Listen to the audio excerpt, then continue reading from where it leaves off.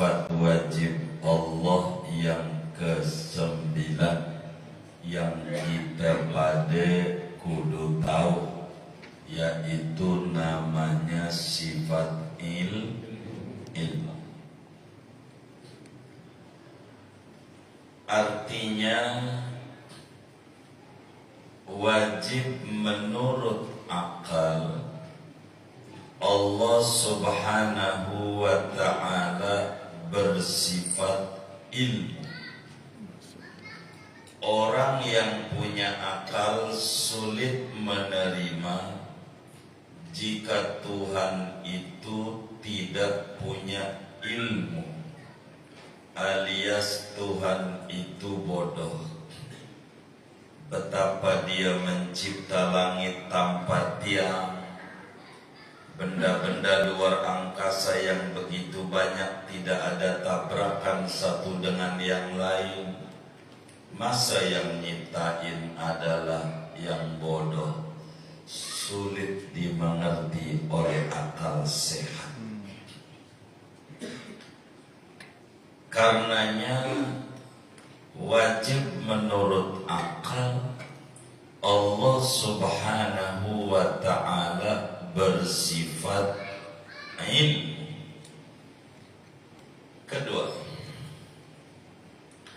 orang yang umurnya 15 tahun ke atas, akalnya sehat, wajib di dalam hati sanubarinya tertanam keyakinan, seyakin-yakinnya bahwa Tuhan itu bersifat ilmu.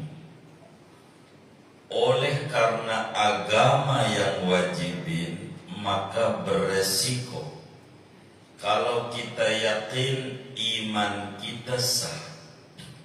Kalau tidak yakin, iman kita tidak diterima, tidak sah, dan kelak dihukum dimasukkan ke dalam adabnya Allah, neraka jahanam. Sehingga saudara, Tuhan itu tahu. Timbul pertanyaan, apa yang diketahui Tuhan? Semuanya. Baik sifat wajibnya Tuhan tahu. Jadi Tuhan itu tahu dengan ilmunya bahwa zatnya itu bersifat wujud, qidam, baqa, dan seterusnya. Tuhan itu tahu tentang sifat yang mustahil padanya, bahwa tidak bakal ada sekutu, tandingan, saingan Tuhan lain selain Dia. Andai ada yang menyembahnya, itu bukan Tuhan tapi dianggap Tuhan. Artinya tahu dengan segala yang jaiz. Allah subhanahu wa ta'ala mengetahui apa saja. Bahkan Allah tahu derap langkahnya semut hitam kecil yang berjalan pada malam gelap gulita di atas batu hitam yang gelap. Itu Tuhan tahu. Begitu juga Tuhan tahu tentang isi hati manusia.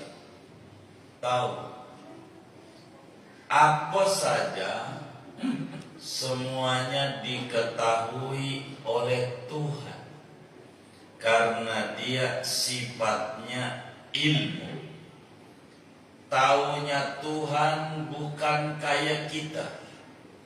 Kalau kita taunya hasil belajar, baru tahu, berproses dulu. Kalau Tuhan taunya dari zat, sehingga Dia dulu tahu, sekarang tahu, nanti pun juga tahu. Kalau kita dulunya tidak tahu, belajar punya wawasan jadi tahu, lama-lama pikun tidak tahu. Sampai cucu sendiri ditanya, lu siapa tong ya? Cucunya masih ditanya. Begitu. Kita begitu. Tapi kalau duit apal banget. Ada nggak yang kayak begitu? Nggak ada. Alhamdulillah. Jadi Allah itu saudara sifatnya tahu. Dari mana dalilnya? Andai Tuhan tidak tahu, pastikan Tuhan sifatnya bodoh. Andai Tuhan itu bodoh, masa mencipta langit tanpa tiang bisa? Mencipta pohon duren, sampingnya pohon cabe, di mana duren rasanya manis, cabe pedas, airnya sama, tanahnya sama. Masa yang kita bodoh? Sulit dimengerti. Maka saudara, kalau kita mantap keimanan kita, dalam Al-Quran dijelaskan alimul ghaibi wasyahadah. Dia Tuhan maha tahu yang gaib maupun yang nampak. Ya'lamu kha'inatal a'yun wa ma tukhfis sudur. Dia tahu bagaimana pandangan yang khianat yang disimpan dalam hati pun juga tahu. Tidak ada yang tidak diketahui oleh Tuhan. Maka orang yang paham Tuhan itu maha tahu tidak banyak meminta sama Tuhan, tapi lebih banyak memuja-muji Tuhan, kayak Nabi Yuna Muhammad sallallahu alaihi wasallam. Manusia ada kelasnya awam. Yang awam disuruh meminta doa. Sebab kalau enggak doa, si awam ngeluh. Bisa nulis di status WA-nya, lapar gue, mana kenyang, ke warteg. Kalau pengen kenyang, bukan ditulis.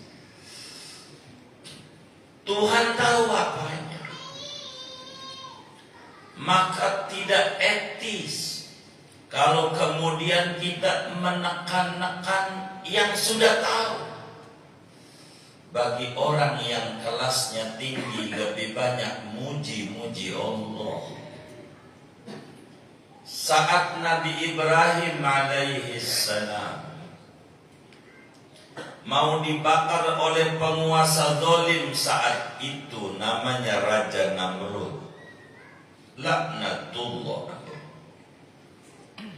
Api sudah berkobar, Ibrahim tinggal dilemparin doang.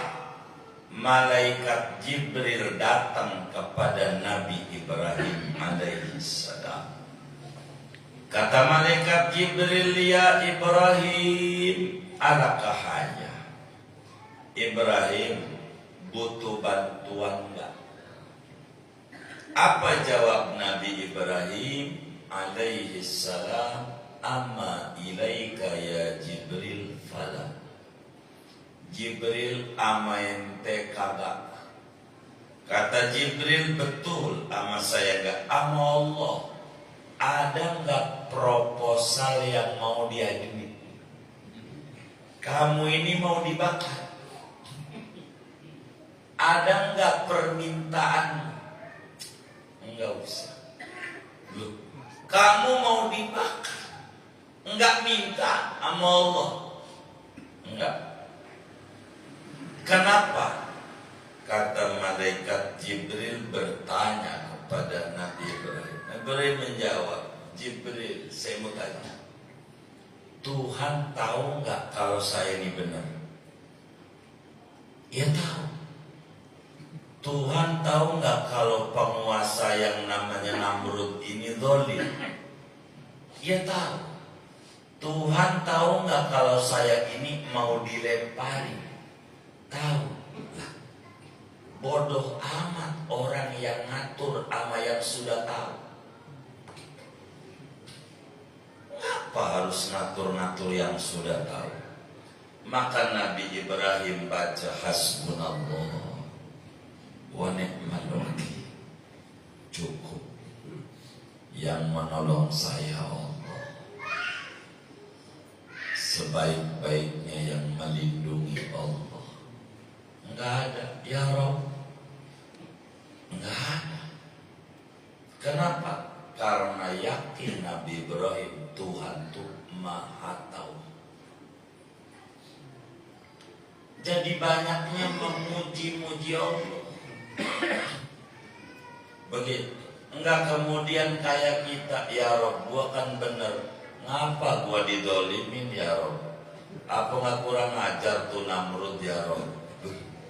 Ibrahim, karena apa? Yakin Allah tahu.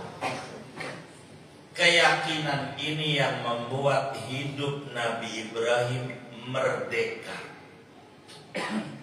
yang membuat Nabi Ibrahim hidupnya tenang, memiliki keimanan yang mantap bahwa Allah bersifat ilmu. Enggak kayak kita busa. Ada orang ngomongin kita, lalu kita pikirin, malam gak bisa tidur, miring kiri. Si anu tuh ya waktu tinggal di kampung Duku gua tuh yang nyariin kontrakannya. Tapi ngapa dia sama gua kayak begitu ya? Miring kanan sampai tengah 12. Gua ini kurang baik apa sama dia? Sampai jam 1 gak bisa tidur, miring lagi. Itu yang kita lagi pikirin. Malamnya lagi ngapain dia?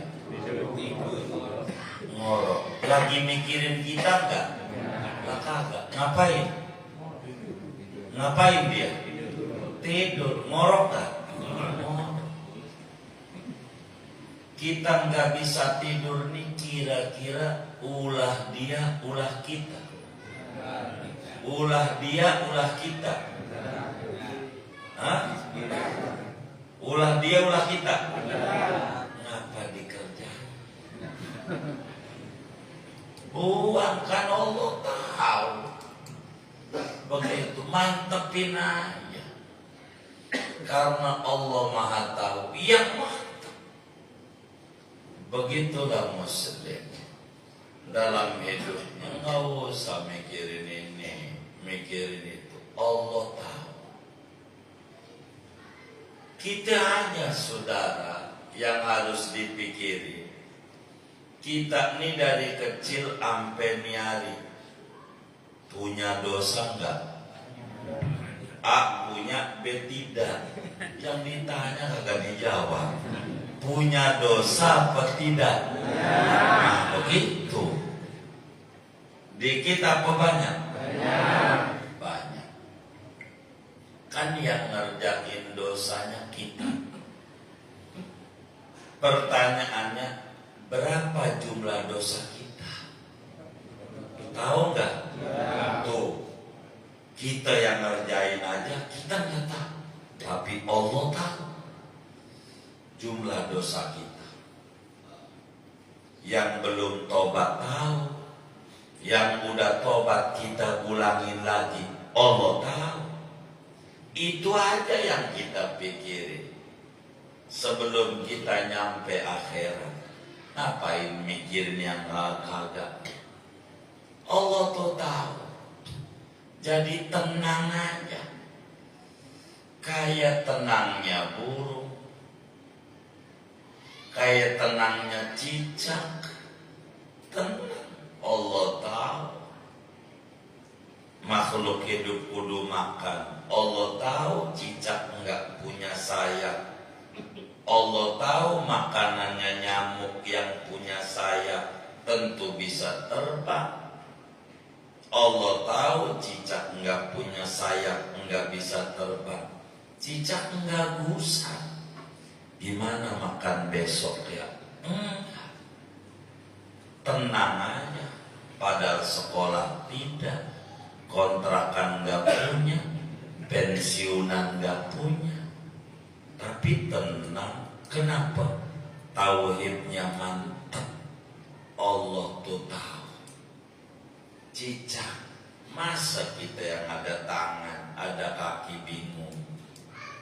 Ini gimana ini pensiun? Ya Allah, nggak pakai gimana-gimana. Saya mau sampein, bila ada yang ngaji nih yang udah pensiun, orang pensiun itu tandanya orang kaya. Tuh begitu. Sebab orang pensiun itu kategorinya orang berada. Orang apa? Berada. Berada. Senin ada, Selasa ada, dan benar Rebo ada, di rumah ada. Jadi dia memang kategorinya orang berada. Gimana makan itu? Begitu kan? Iya. Orang berada kok stres? Enggak ngerti.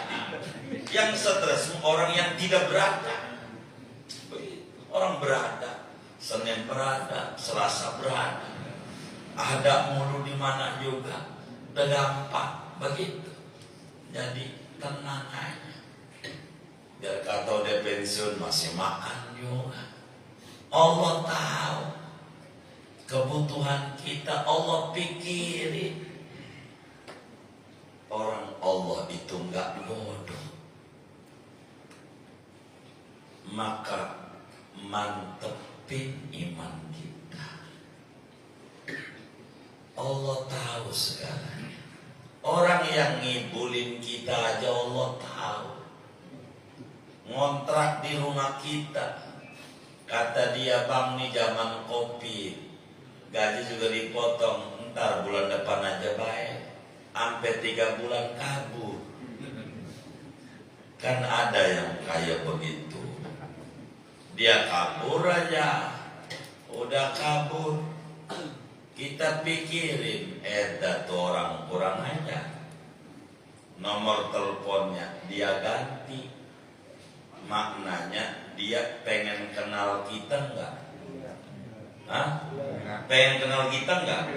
Dari mana kita tahu enggak? Nomor telepon aja ganti. Dia mikirin kita enggak?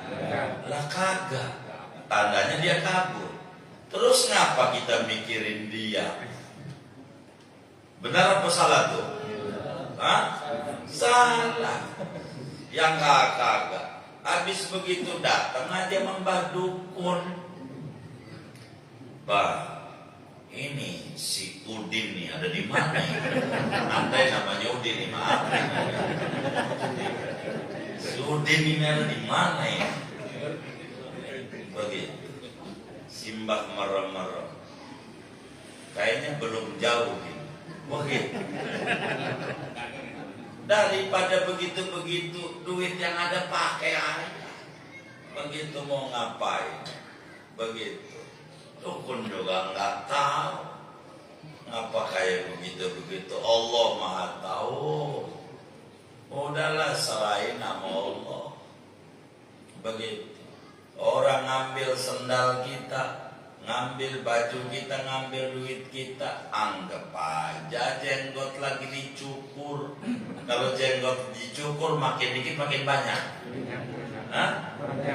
Makin dikit makin banyak. Ini mau dibanyakin ini. Udah gitu aja. Ngapa kita jadi puyang-puyang mikirin kagak? Saban hari ngederes bon. Udin 300.000. Ini mamat 700. Ucok 1.400.000. Saban hari ngederes bon. Yang kita deres kagak ingat kita. Ini namanya cara nggak benar. Yang model begitu tuh, biar kita mantap imannya, bonnya tuh dibakar. Diapain? Begitu. Kayak begitu. Daripada ngederes-deres begitu, mendingan membaca Ratib Haddad, surat Yasin, surat Waqiah dari pengenderes yang orang kagak mikirin kita. Begitu. Jadi nggak usah mantepin tauhidnya sama Allah. Begitu hidup, enggak ketemu di dunia, ketemu di akhirat. Anggap aja simpen. Hidup tuh biar tenang. Daripada ente miring kiri, miring kanan, jadi puyeng. Kayak Allah kagak tahu aja. Allah tahu. Yang mantep aja. Ayam aja anaknya 8 tenang. Mana kecil-kecil.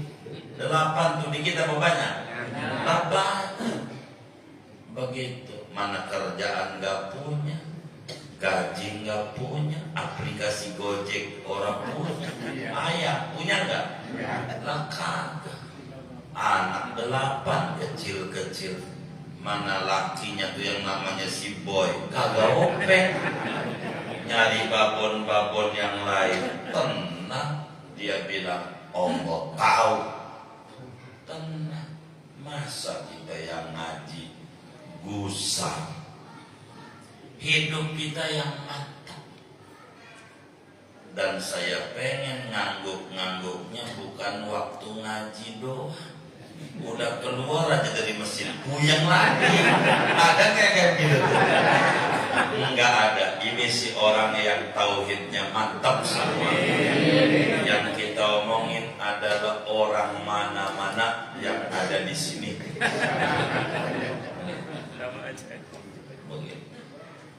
Tauhid itu yang mantap. Kalau Nabi gaya hidupnya kayak kita, maka Islam gak nyampe kampung dukuh. Kagak ada. Kita gak kenal Islam. Coba kalau Nabi gaya hidupnya kayak kita, miring. Daya Abu Jahal.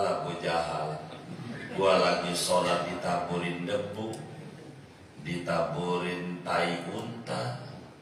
Padahal gua nyolong duit dia kagak, ngegebuk dia kagak. Apa dia sama gua kayak begitu? Miring kanan. Ya gak nyampe mari. Nabi gak pikirin urusan lu Abu Jahal. Yang penting gua nyolong duit lu kagak, ngegebuk lu keluarga lu kagak. Lu gedek sama gua, urusan lu sama diri lu. Gua gak mau mikirin Allah aja. Tuh nanti jadi ketahuan lah wa innaka la ala khuluqin azim. Mantap. Enggak kayak kita. Setahun mau menjelang pensiun aja stres. Sampai baca buku kiat-kiat 6 bulan menghadapi pensiun. Iya mau dideras. Enggak kayak begitu. Emang ada kan kayak gitu? Agak bener tuh dah. Kayak begitu. Mau ngapain? Ya kayak begitu dideras-deras. Ini begitu. Tuh lihat tetangganya yang udah 20 tahun yang lalu pensiun, biasa aja. Bener gak? Lah kita setahun lagi mau pensiun, bingung. Ntar bagaimana? Loh tetangga kita udah 20 tahun yang lalu, udah pensiun biasa aja. Kita udah pensiun belum?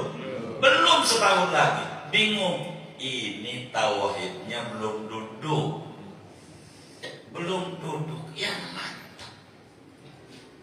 Yang mantap. Dipikir kalau pensiun is dead, habis semuanya. Yang masih hidup, tenang. Begitu tenang. Kita bisa tahajud. Kemarin mau tahajud takut atasan nelpon, repot. Kita mau begini susah. Sekarang kita bebas, udah enak. Maka disebut orang pensiun itu orang yang beradab. Ngapa stres? Yang mantep aja. Enggak usah kita hidup bingung-bingung. Mantep aja. Dulu tahun 99 awal, saya itu berpikir begini, mendongeng dulu, tapi ada hubungannya dengan ngaji kita. Kata saya di hati, yang enak kerja kantoran ini, kerja kantoran, kata kita.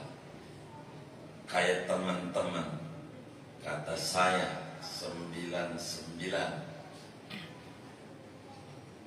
di bawah kolong tol Selipi Jumat pagi. Saya berpikir begitu. Tiba-tiba guru kita Muallim Syafi'i Adami, dia ngomong aja begitu. Rokok beliau tuh 55 triple five. Sambil merokok cerita, kata Muallim, itu yang namanya kucing, makanannya ikan di laut, di air. Kucing mancing gak bisa, duit gak punya, kantor buat kerja gak ada, ama air takut. Kucing tenang aja, enggak puyeng-puyeng pengen kerja kantoran. Kata saya, guru nyinggung saya. Kata kita begitu. Tapi dari itu Hadratus Syekh Muallim Syafi'i Adami rahimahullah, itu saudara, ia juga kata saya, jadi ngerombaklah pola pikir kehidupan itu ya. Jadi enggak bingung dalam jalanin hidup, mantep aja, jangan sampai jadi manusia mah kucing kalah mah kucing. Jadi tauhidnya yang didandani. Begitu akhirnya kata kita nyinggung saya, ngomong kagak di hati doang ketahuan sama guru. Itu begitu saudara. Kasyaf itu guru kita. Jadi yang mantap bahwa Allah Maha Tahu segalanya. Sampai saudara, kita di perut ibu dipikirin sama Allah, makan kita, minum kita, hidup kita. Ibu kita nggak mikirin kita, enggak. Itu bohong tuh ibu hamil tuh, bang, anak lu minta bakso bang Udin yang ada di Jeddah, aku nggak puyeng itu. Coba saudara, anakmu nih minta ongol-ongol. Jadi anaknya aja belum lahir, anaknya udah bahan bulian, jadi bantalan buat minta. Akhirnya lu mau anak lu ngiler, lakinya ngantuk juga jalan juga, takut anaknya ngiler. Padahal anaknya nggak minta apa-apa. Kagak. Itu mau sampean aja dibohongin sama ibu-ibu. Mau beneran. Yang mikirin kita di perut ibu kita itu Allah. Sampai lahir kita Allah pikirin, keluar dari tete ibu kita namanya halba. Bahasa kedokterannya kolostrum, susu keruh. Apa faedahnya? Dia buat imun, hepatitis A, hepatitis B. Dia kuat untuk menghadapi alam di dunia. Tadinya di alam rahim, ada 3 hari habis, ada seminggu habis, tergantung fisik perempuan. Susunya rada keruh, baru brojol. Allah udah pikirin, tiap hari makanannya berbeda. Hari ini kadar buat bayi ini proteinnya sekian, karbohidratnya sekian, vitaminnya sekian, tiap hari nggak sama. Maka sampai detik ini pabrik susu di mana aja akan menulis ASI tetap yang terbaik. Dia paling bisa buat 0 sampai 6 bulan. Per detik pun nggak bisa. Kalau Allah bisa. Tiap hari tidak sama kebutuhan kita untuk hidup kita. Dipikirin. Masa yang kayak begitu nggak mikirin kita? Yang tenang aja hidup. Tenang aja. Begitu. Jadi jangan gusar. Seperti omongannya, ditanya sama temannya, Pak tinggal di mana? Pondok Indah, keren. Begitu. Tadi habis itu ngeluh, ampun banget, tinggal di mana? Begitu. Padahal tinggalnya Kampung Duku, rada dekat doang dikit. Kan suka bilang begitu ya kan? Jadi jangan gitu. Oh, udah Allah Maha Tahu. Kita mau nggak tahu. Enggak tahu.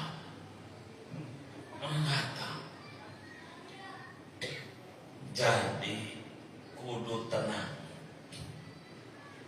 hidup kita, karena Tuhan kita Maha tahu kebutuhan kita. Tahu.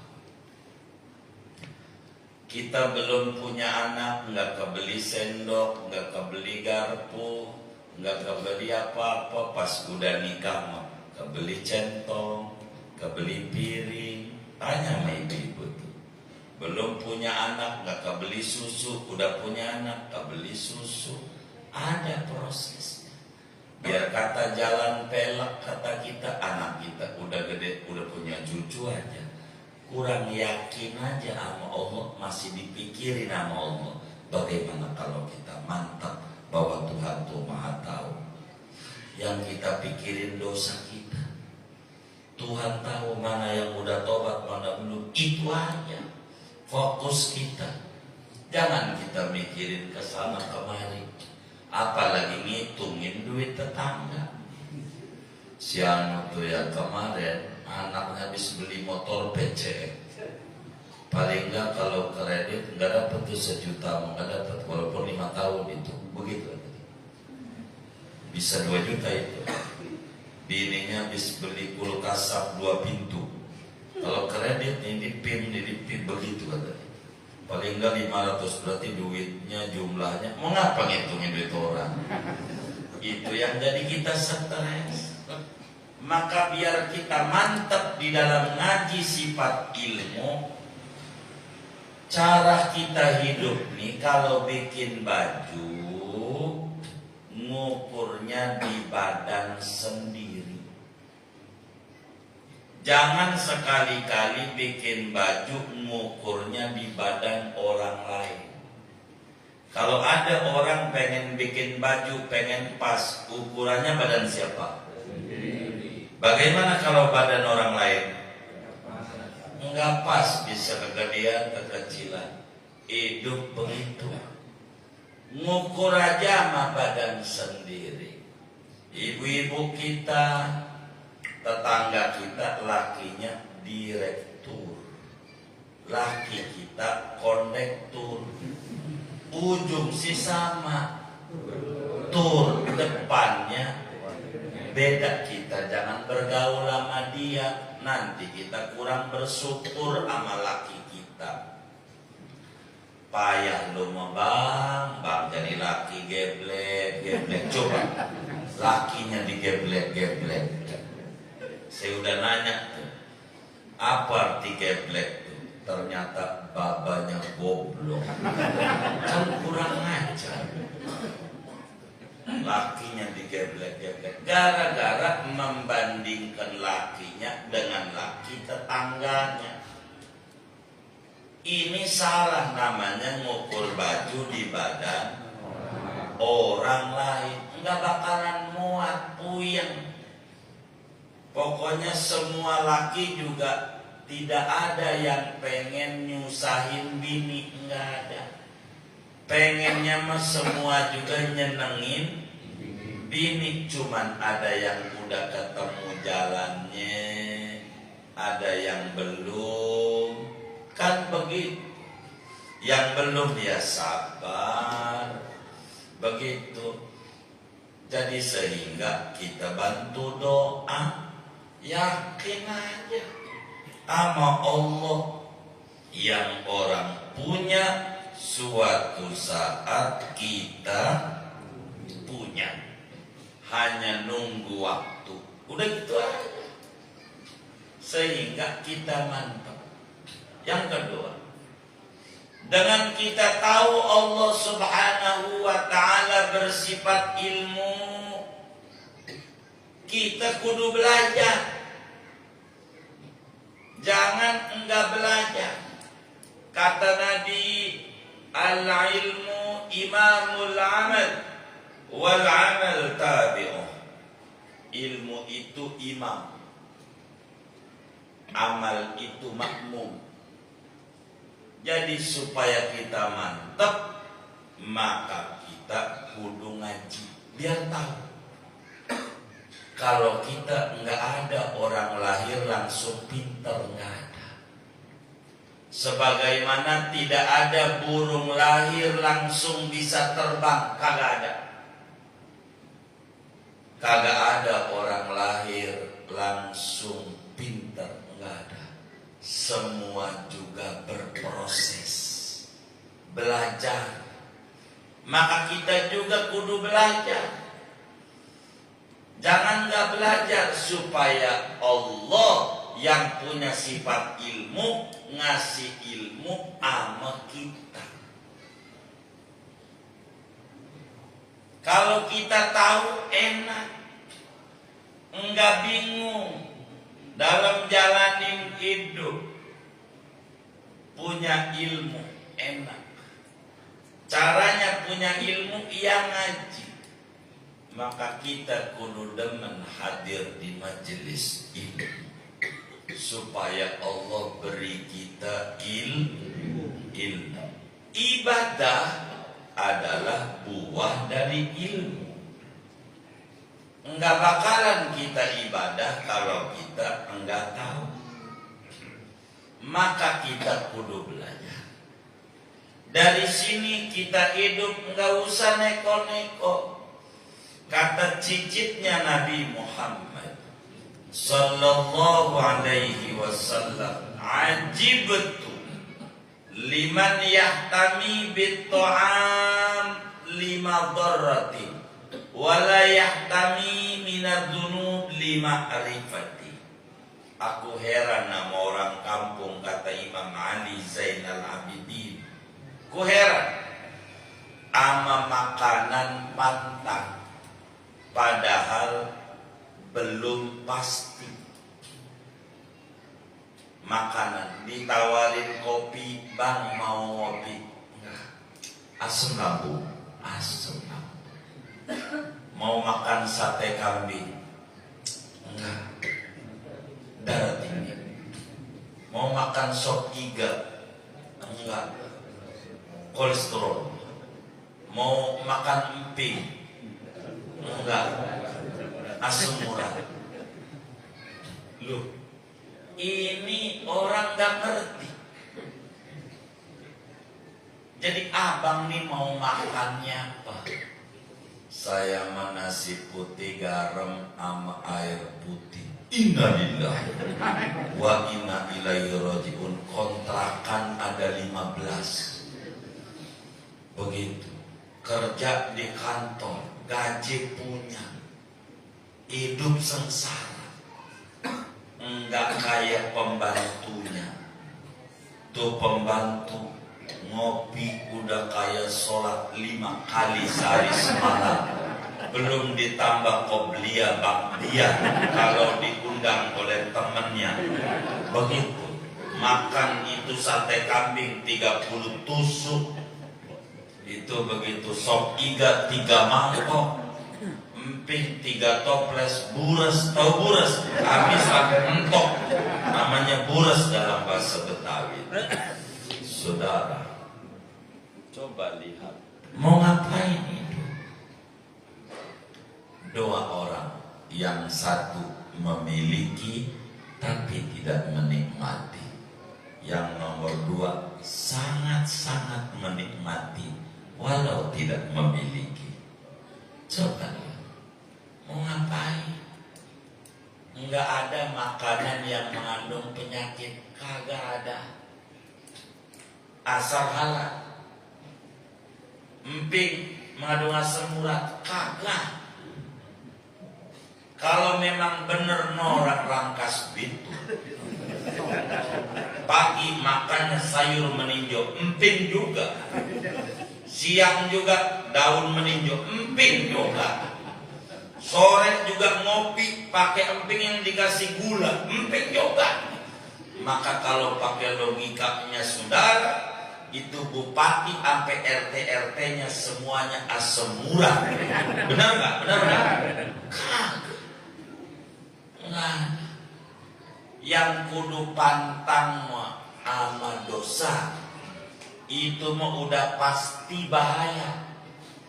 Makanan mau kagak ditakut-takutin doang. Ya Allah, kontrakan punya, mau ngopi aja di rumah tetangga takut sama anak, duit dia yang capek nyarinya, dia ngopi aja ke rumah tetangga.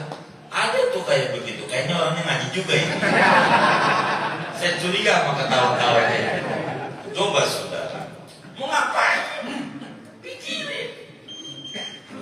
Udah bunyi, udah belum? Lah kan kalau udah bunyi udah tandanya ya.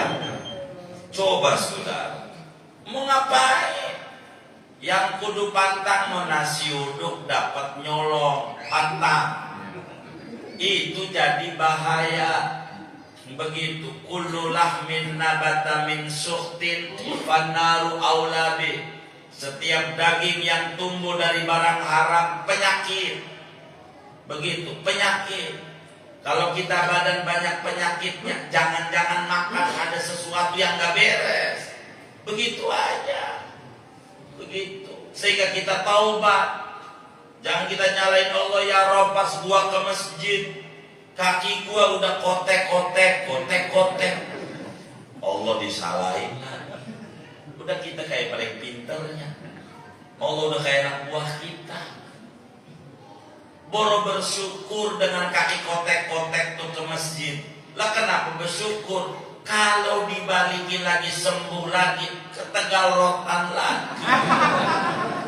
Udah main ke masjid pas. Udah nikmat hidup. Allah tahu takaran kita. Enggak usah berlebihan. Maka kata Quran, kulu washrabu wala tusrifu. Silakan makan yang halal, jangan pantang. Wasrobu, silakan minum yang halal, tapi ingat wala tusrifu, jangan berlebihan. Kalau berlebihan itu udah nggak boleh. Itu jadi penyakit. Kalau saudara pengen makan durian, makan aja. Barang semata, sebiji, sisanya sedekain, jadi obat, nggak bakal jadi darah tinggi.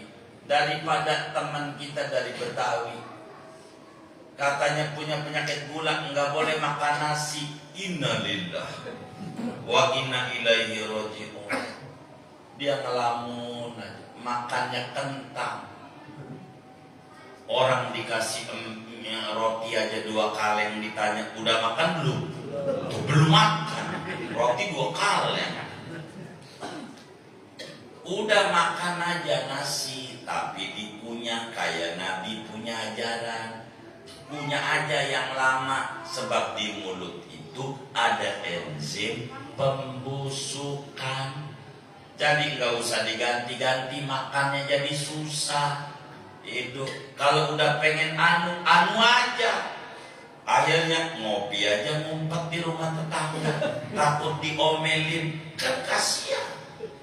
Duit dia, yang dipakai duit dia. Ngumpet, ini barang halal ngumpet. Begitu. Dikata waras rada-rada, dikata rada-rada waras. Ada yang kayak begitu tuh. Mau ngapain? Allah Maha tahu saudara. Yang kita pikirin dosa kita aja. Rezeki Allah tanggung jawab. Tidak ada orang mati lalu kemudian rezekinya belum habis dari Allah. Enggak ada. Kalau kita masih hidup, berarti rezeki kita masih banyak. Macam-macam. Ada rezeki itu dari anak, ada rezeki dari bini. Ini kita laki menurun, bini kita usahanya maju. Ya itu dari doa-doanya laki yang biri tahajudnya. Begitu. Orang hidup mau begitu. Normal. Kadang kita payah dari anak kita, ya itu rezeki juga dari Allah. Jadi kita yang tenang lah. Allah Maha tahu. jangan gusar, jangan gusar. Ini yang paling penting di dalam hidup. Satu, mantepin tauhid kita. Allah tahu tentang kita. Maka sampai ulama ngajarin kita, orang yang punya masalah keuangan, utang di mana-mana, dia bingung. Diajarin habis sholat subuh baca Fatihah 40 kali. Lalu doa, ilahi ilmuka kafin anis su'al, ikfini bihaqqil fatihati su'ala, wa karamuka kafin alil maqal, akrimni bihaqqil fatihati maqala, wa hasil ma fi dhamiri. Tuhan, pengetahuanmu udah cukup daripada harus ngomong. Nggak perlu saya ngomong, kau udah tahu. Saya ini punya hutang, beri dengan keagungan surat Fatihah kecukupan bagiku daripada harus minta-minta. Kemurahanmu nggak perlu diutarakan, udah cukup dengan keagungan Fatihah. Muliakan aku, wujudkan yang di hatiku, diamalin sama dia, Allah kasih beres urusannya. Emang begitu? Jangan ngeluh sama orang, sama Allah. Inilah hidup, karena Allah Maha tahu segala-galanya.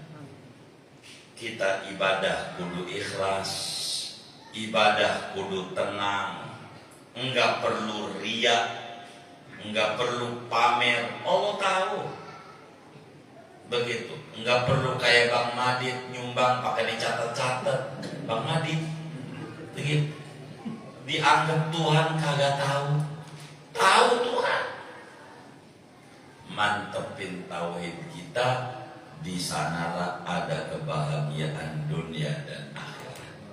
Sekelumit ini kita ngaji tentang sifat ilmu. Ada yang ditanya mungkin, terserah. Silakan. Baik. Assalamualaikum warahmatullahi wabarakatuh. Waalaikumsalam. Terima kasih atas waktunya. Hey, kalau tadi kita belajar bahwa Allah itu Maha Tahu, maka tugas kita yang sudah menunjukkan ilmu dalam tauhid pada diri kita, tugas kita itu hanya memuji Allah. Tadi yang 40 Al-Fatihah 40 kali dengan doanya, apa itu termasuk memuji Allah? Iya, kita bilang, Tuhan, pengetahuan nggak perlu saya minta. Engkau udah tahu kok. Maksud saya, doanya bisa dicatat pakai ini. Apanya? Doanya tadi. Oh, minta dicatat. Abang kita ini, apa sih namanya YouTube-nya? Masjid Darul Mukminin. Masjid Darul Mukminin. Ditonton semuanya. Yang ketinggalan dicatat ada di situ. Begitu.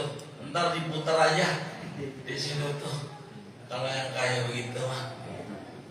Ada di situ. Iya baik. Berapa ada? Kayaknya urusan duit pada ini. Pada curiga saya ini. Gimana?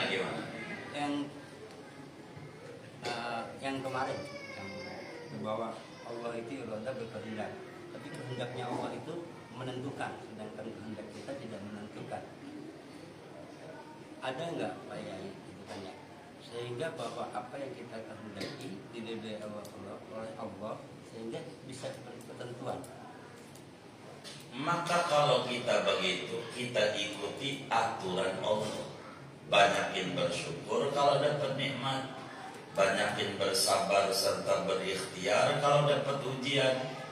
Sungguh-sungguh penuh keikhlasan kalau diberikan kehendak ibadah, ketaatan, dan buru-buru beristighfar, bertaubat bila ada ketetapan kita berbuat salah.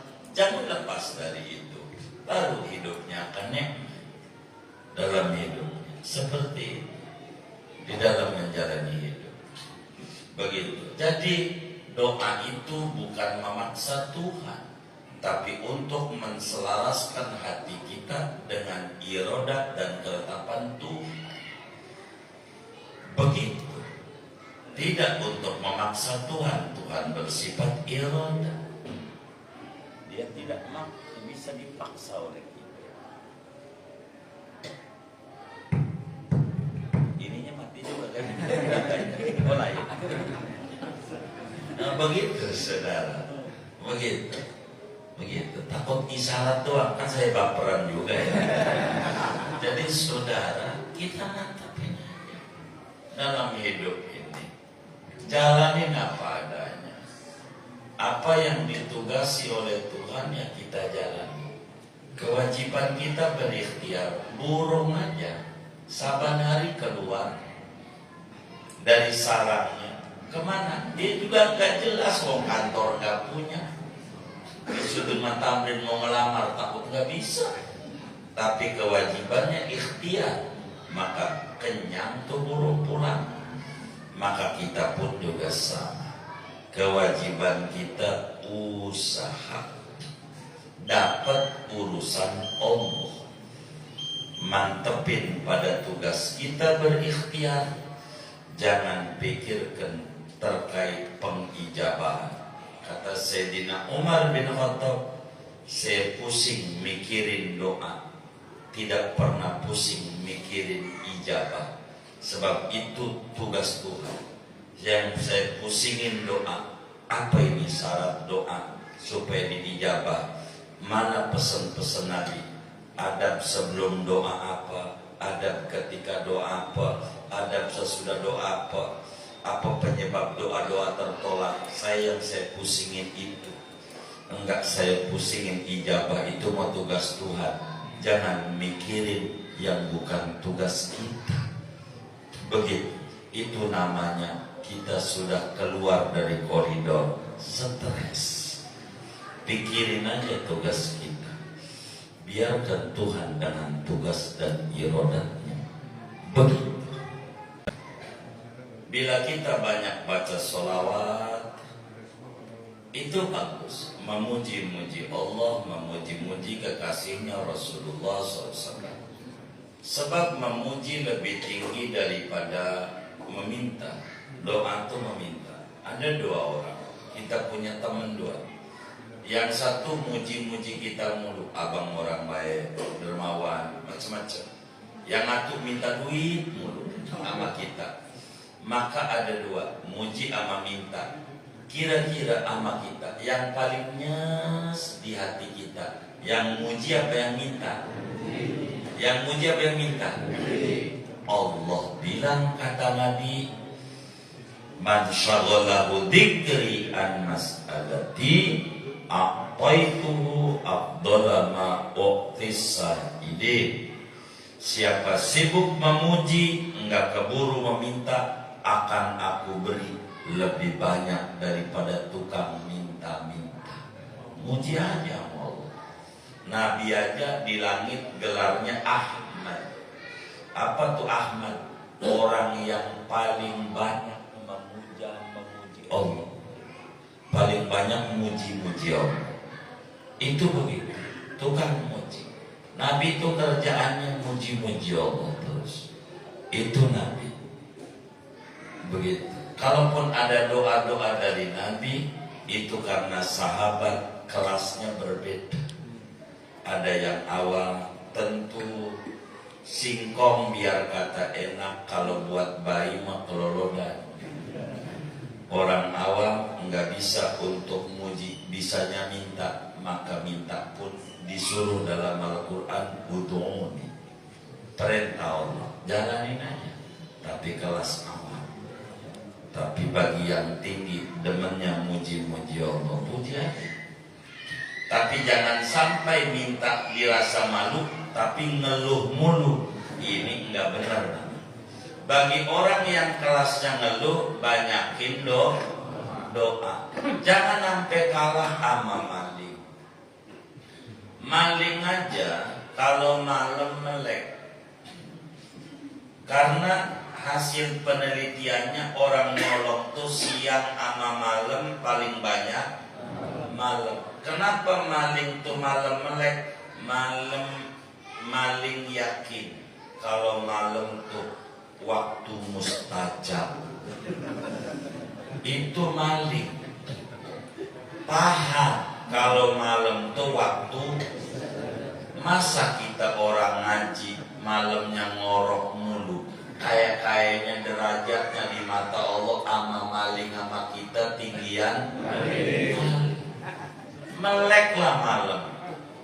SPBU aja, pom bensin tuh yang di Pondok Indah sebelah kiri itu kan kodenya 33 punya Pertamina, kalau kodenya 34 kan swasta ya kan, begitu. Itu kalau malam Pak, kita ke situ tuh jam 2 itu langsung diisi.